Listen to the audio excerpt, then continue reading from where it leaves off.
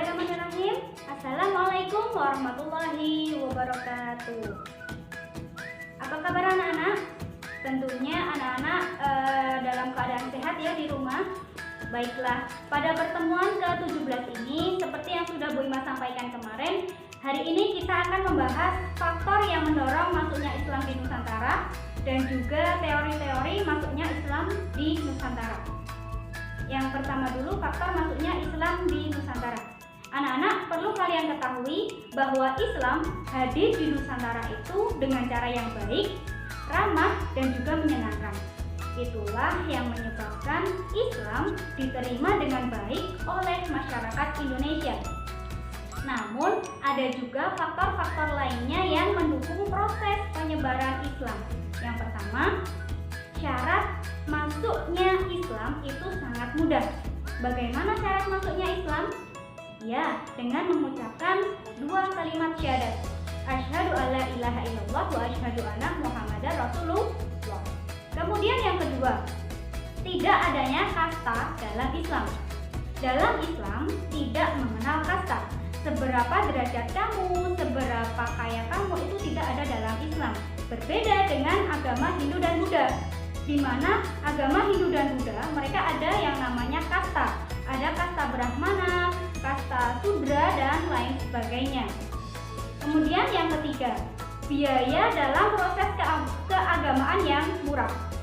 Dalam agama Islam, biaya kepesertaan tergolong murah, seperti mengadakan kajian, kemudian mengadakan hajatan, dan lain-lain itu tergolong murah.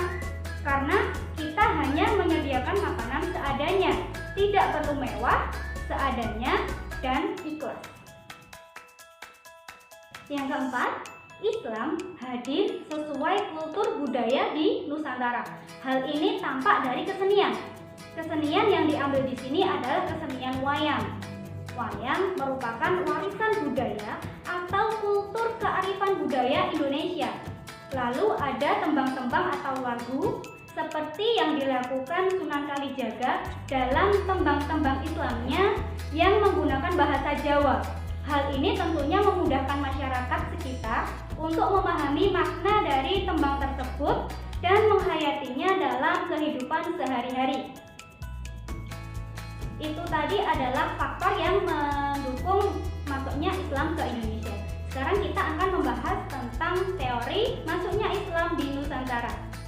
Ada banyak teori yang menjelaskan tentang masuknya Islam di Indonesia, yaitu ada teori Mekah, teori Gujarat, teori Persia, dan teori Tiongkok.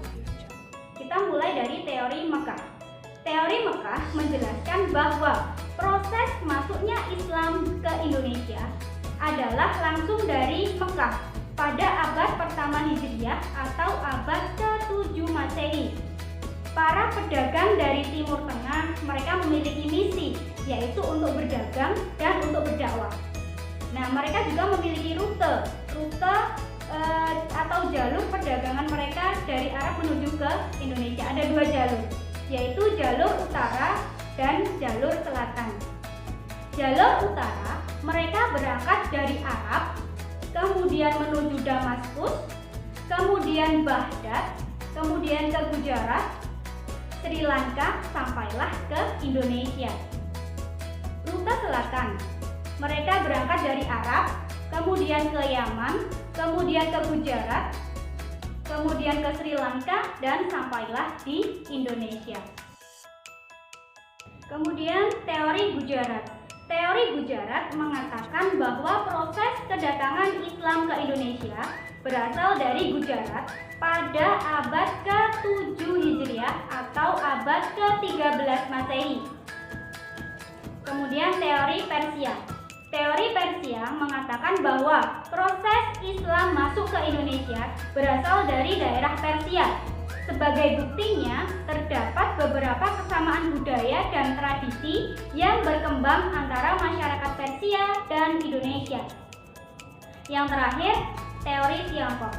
Menurut teori Tiongkok, proses kedatangan Islam ke Indonesia khususnya di tanah Jawa berasal dari pedagang Tiongkok. mereka telah berhubungan dagang dengan penduduk Indonesia jauh sebelum Islam dikenal di Indonesia, yakni sejak masa Hindu-Buddha. Ajaran Islam sendiri telah sampai di Tiongkok pada abad ke-7 Masehi. Nah, itulah teori-teori masuknya Islam di Indonesia. Untuk selanjutnya, Bu Ima akan mengajak kalian mencari tahu perkembangan Islam di Nusantara. Tapi akan kita bahas di pertemuan selanjutnya. Mungkin ini dulu yang bisa Bu Ima sampaikan. Sekian, billahi taufiq wal hidayah. Wassalamualaikum warahmatullahi wabarakatuh.